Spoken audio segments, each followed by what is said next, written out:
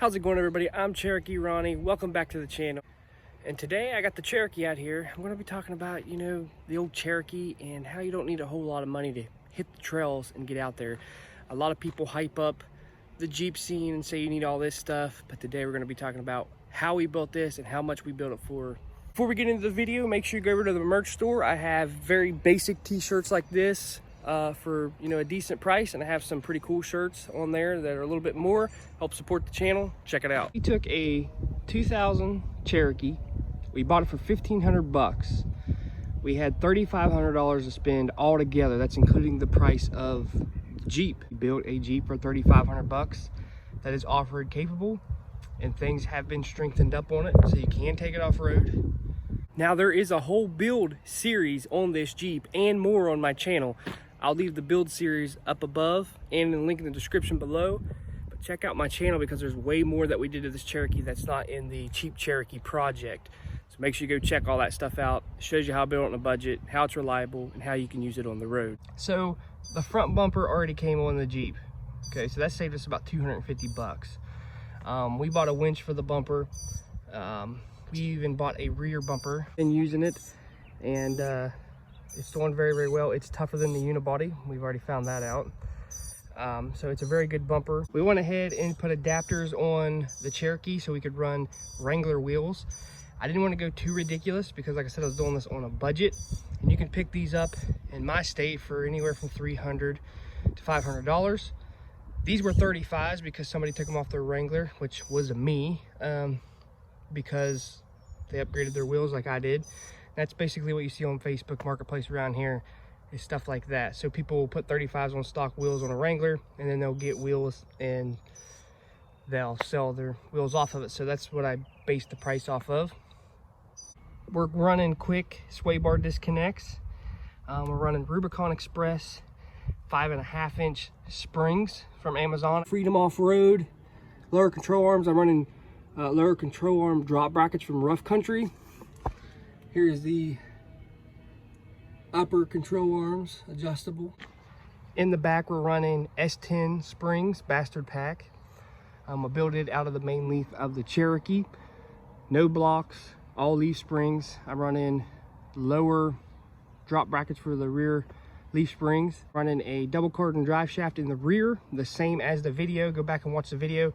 I show you guys how you can run a double cardan drive shaft on the rear of your Cherokee without hacking, tapping it, or cutting. Now I'm missing a lot of stuff like the braided brake lines I put on it, the extended braided brake lines, all kinds of stuff like that, little stuff that I'm not really mentioning because it's common sense. And if you go back and watch the videos, I show you what you need to do to run a 6-inch lift. I'm setting at 6 inches of lift, and it does great. It's awesome. It flexes really, really good. It's a flex machine. I'm really happy with it. And a lot of people said when I built this Jeep, the parts that I used, because I got parts off Amazon and eBay. That's the whole point of this build, is doing stuff on a budget. And the lowers were like 100 bucks for Freedom Off-Road lowers. The uppers was like 94 bucks off eBay. I bought all this stuff on a budget. And everybody's like, oh, the bushings are going to be wore out. I've been running this Jeep for 6 months. We bought this Jeep 6 months ago, and there's no bushings wore out. The steering's still tight. It still tracks straight down the road and all that good stuff. So, doesn't matter that it's cheap. We can still go off-road and be very capable and have fun. And I didn't mention in this video that it's welded in the rear end. It's lunchbox locked in the front. So, did all this stuff with 3,500 bucks, and it's off-road capable. It wheels super good. It rides good. I'm impressed with it, and honestly, for 3,500 bucks, this vehicle is pretty decent. Now, by no means is it perfect. We got a headliner that's no good. We got chipped plastic. We got stained seats. We got a little bit of rust on the rocker starting and on the back quarter panels and stuff like that. This Jeep is by no means perfect, but for where I live, this is actually a pretty decent Jeep, because everybody knows that if they've followed me for a long time, I've built low center of gravity Jeeps, and they're very capable. I've built Jeeps as cheap as possible. I've always run stuff as cheap as possible and low as possible, and that stuff does fine. But what really did it is when you have to go through river crossings or over big rocks, these really low Jeeps that I were building, you know, really wasn't doing it for me. And even though I love the way they drive and the way they handled, I said, okay, the build that I'm going to get, it's going to be the one and final build. And what I mean by that is I'm keeping this Jeep until this thing disintegrates and back into the earth. So I got this Jeep. I wanted it lifted at 6 inches, and that's what I did. And I wanted to be able to run 35s. That's what I did.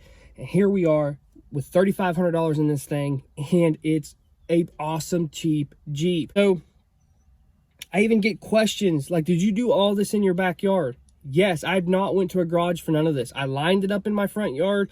I put everything in these Jeeps I've ever done in the front yard or the backyard. And I've changed rear ends in my backyard. I've done all kinds of stuff, welding in my backyard, cutting stuff, even the bumpers. I wanted to do this all outside. Even though I have access to a garage, I did it all outside just to show you that you guys can do this and you don't have to have a lot of money to go wheeling. A lot of people in the Jeep community say you need this, you need the best lift, you need this, you need this. And honestly, it all started with how cheap can you go across Moab in the old, you know, the old Wranglers. That's how it started. They didn't have fancy stuff. They didn't have the best lift kits or who's got the most money. What's it look like? Does this look the best? And that's the problem with the Jeep community. Even though I own a Wrangler and it is lifted and it's very capable, and I like my Wrangler and I like to have, you know, a little bit more expensive stuff in it because it's a newer vehicle. But when it comes to the Cherokee, you could do this stuff on a budget. You don't need a big fancy lift. You can do this stuff cheap and still go off-road. It's very off-road capable. So I just wanted to tell you guys, you know, you don't need a lot of money to do this. If you're in high school, save up $3,500. You could do the same thing that I did to this particular Cherokee, to your Cherokee, because they're all the same. There's nothing different about them. You can do the same thing. So I hope you guys enjoyed this video. I hope it helped you out. I hope it inspires you to go out and wheel, because I love going off-roading. I love being in the woods, whether it's riding my Razor or in a Jeep. So I hope it helps you out. I hope it starts that flame, because that's what this channel is all about, is being on a budget and helping people out. So hope you guys enjoyed it. Make sure you give it a thumbs up. Hit that subscribe button. I'm Cherokee Ronnie. Stay dirty, my friends.